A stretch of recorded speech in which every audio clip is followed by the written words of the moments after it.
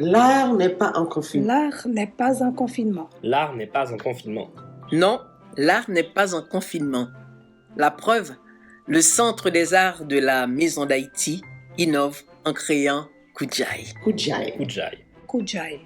Un espace artistique virtuel pour donner aux artistes et à la population un souffle, un air, un lieu artistique et culturel, bref, un espace essentiel à notre vie. Kujai est une célébration. Célébration. Célébration. Merci à tous les artistes qui ont répondu à l'appel et tenté l'expérience avec nous. Chaque jeudi à 19h. Surveillez notre programmation en ligne chaque jeudi à 19h. C'est donc un rendez-vous. L'art n'est pas en confinement. L'art peut nous aider à vivre le confinement. Kujai.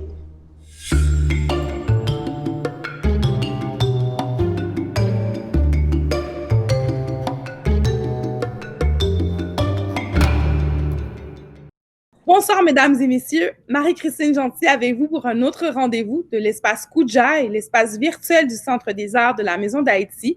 Merci d'être au rendez-vous tous les jeudis à 19h sur nos médias sociaux parce que l'art n'est pas en confinement.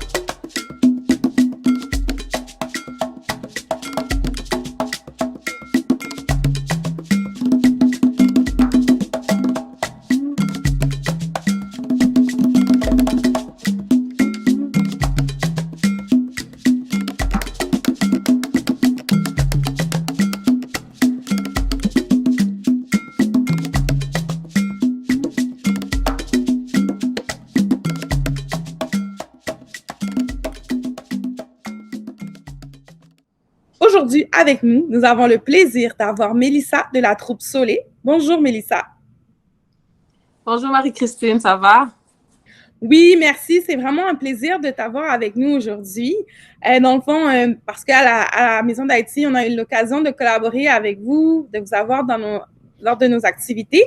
Mais les gens à la maison ne vous connaissent pas nécessairement et ne connaissent pas nécessairement ce que vous offrez comme service, c'est quoi votre démarche. Donc, ça va nous permettre aujourd'hui d'élaborer un peu plus là-dessus.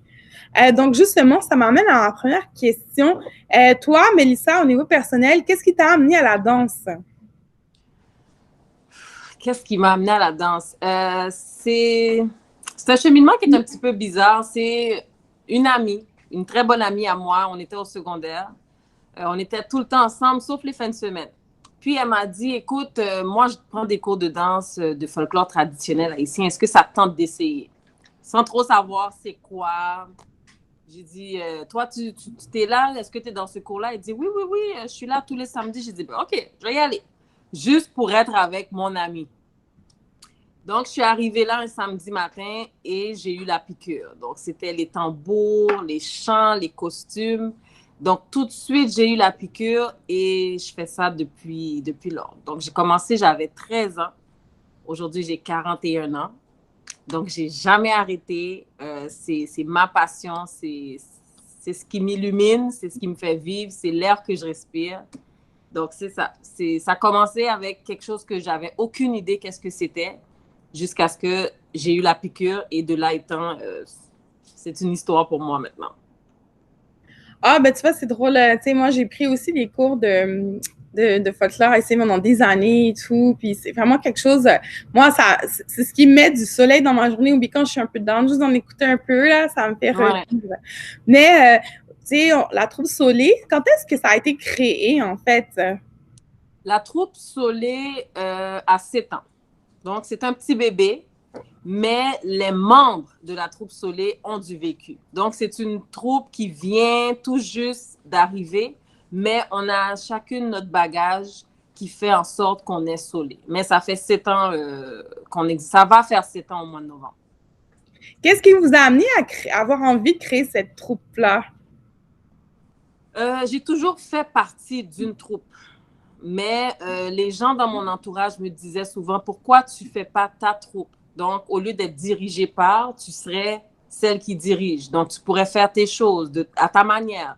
Mais bon, ça me tentait, mais je n'avais jamais vraiment le go. Jusqu'à ce que je me suis dit, bon, je vais y aller parce que j'ai une tante qui aimait beaucoup, beaucoup, beaucoup le folklore. Puis bon, elle est décédée. Puis de là étant, je me suis dit, bon, je pense que elle aussi, elle me disait toujours, fais ta troupe, fais ta troupe.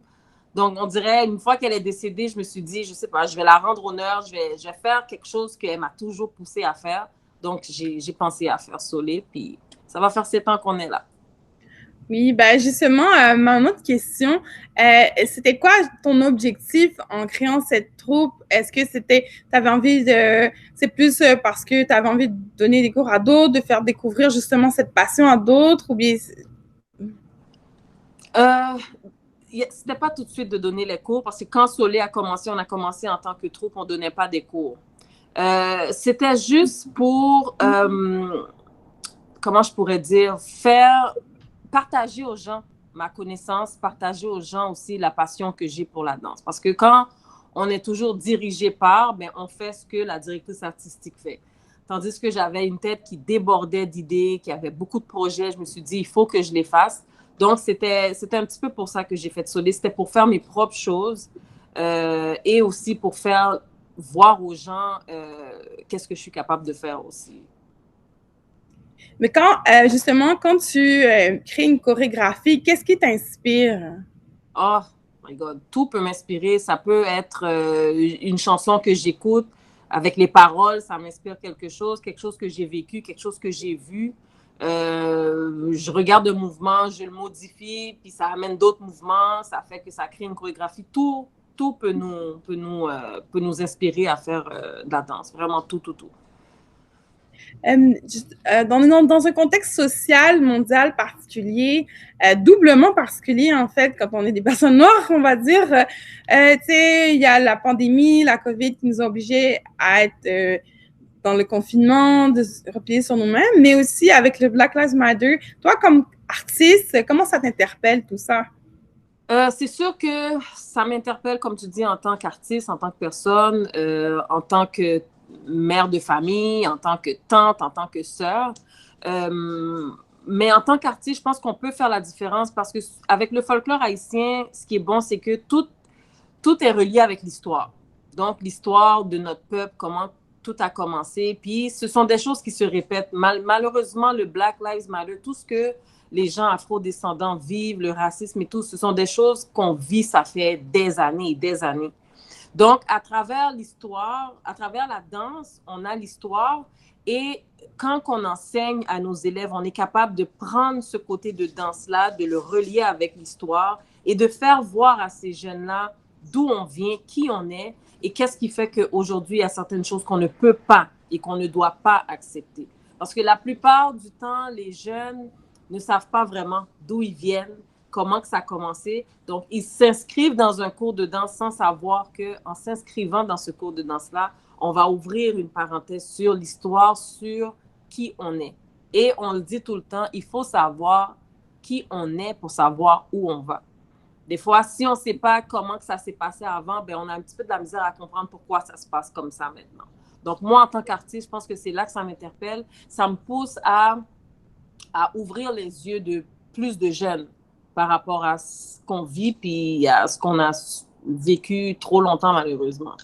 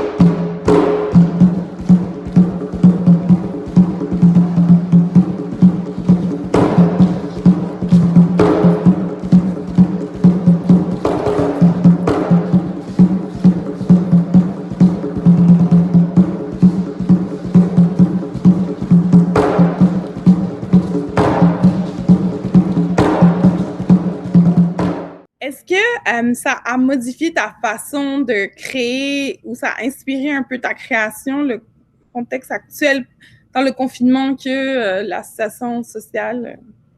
En parlant du Black Lives Matter, Oui, effectivement. inspiré, je dirais pas moi présentement. Justement, le confinement aide pas à cause de ça, mais c'est plus réflexion mentale. Ça, dans quel sens que ça peut, je peux dire m'inspirer, c'est par rapport à nos prochains cours qu'on va avoir, les discussions qu'on va avoir. Parce que quand on donne des cours, on a toujours des discussions qu'on fait avec nos élèves, on fait des tables rondes. Donc, le Black Lives Matter pousse à me faire penser à quelle sorte de discussion qu'on va entamer pour la prochaine session pour justement ouvrir sur ce qui se passe maintenant. C'est vraiment les discussions qu'on va avoir avec nos élèves. Oui, justement pour renforcer leur identité puis leur estime de soi. Mais pour Maxime, un peu plus sur le confinement, comment tu l'as vécu comme artiste et personnellement aussi cette période-là? C'est intéressant parce que je l'ai vécu de deux manières différentes en tant que personne et en tant qu'artiste. En tant que personne, moi, je travaille en santé. Donc, on s'entend que je n'ai pas été confinée. Moi, j'allais travailler à chaque jour. Je prenais le métro, l'autobus. Et le métier que je fais, je suis auxiliaire familiale en soins à domicile. Donc, par jour, j'ai jusqu'à 8 clients. Donc, je me promène beaucoup. Donc, moi, le confinement, je ne l'ai pas vraiment ressenti parce que je n'ai pas eu à rester chez moi à faire du télétravail. Donc, de ce côté-là, ce n'est pas quelque chose qui a comme changé pour moi. Mais en tant qu'artiste, en tant que danseuse, en tant que professeur de danse, c'est là que comme la vie a arrêté. Parce que du jour au lendemain, on a dû arrêter de donner nos cours, on a dû arrêter de se rencontrer simplement pour répéter. Donc ça a comme été un coup. Parce qu'on danse beaucoup par semaine, on fait beaucoup de répétitions. Donc d'arrêter drastiquement, ça fait une différence au niveau du corps, au niveau de l'esprit aussi, parce que la danse, on en mange. On parle tout le temps de la danse, on en fait tout le temps. Donc, d'arrêter drastiquement, ça a changé beaucoup, mais en même temps, ça m'a donné du temps de me reposer parce que, imagine-toi, je travaille, puis je donne des cours, je fais des répétitions, je n'ai pas vraiment beaucoup de temps pour me reposer.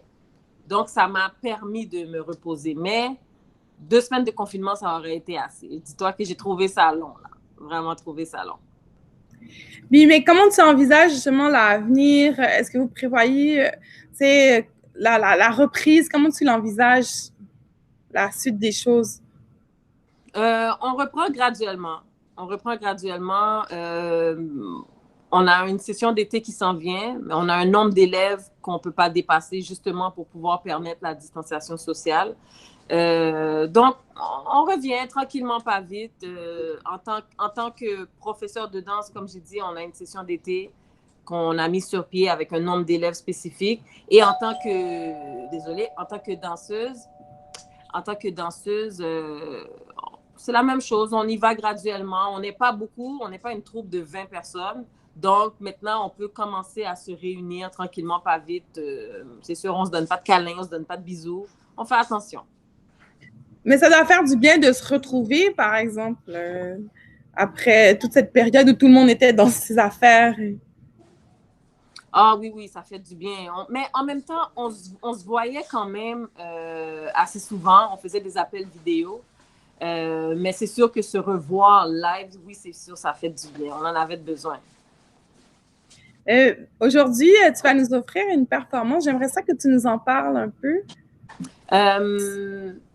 Vous allez avoir un mélange. On a un petit peu de Yan Valou qu'on a marié avec du Ibo. Le Yan Valou, c'est la danse de la méditation, de la prière. Donc, je pense que tout le monde a besoin de ça un peu dans sa vie, de s'arrêter puis de se concentrer sur soi-même pour pouvoir réfléchir, pour pouvoir méditer, pour pouvoir penser.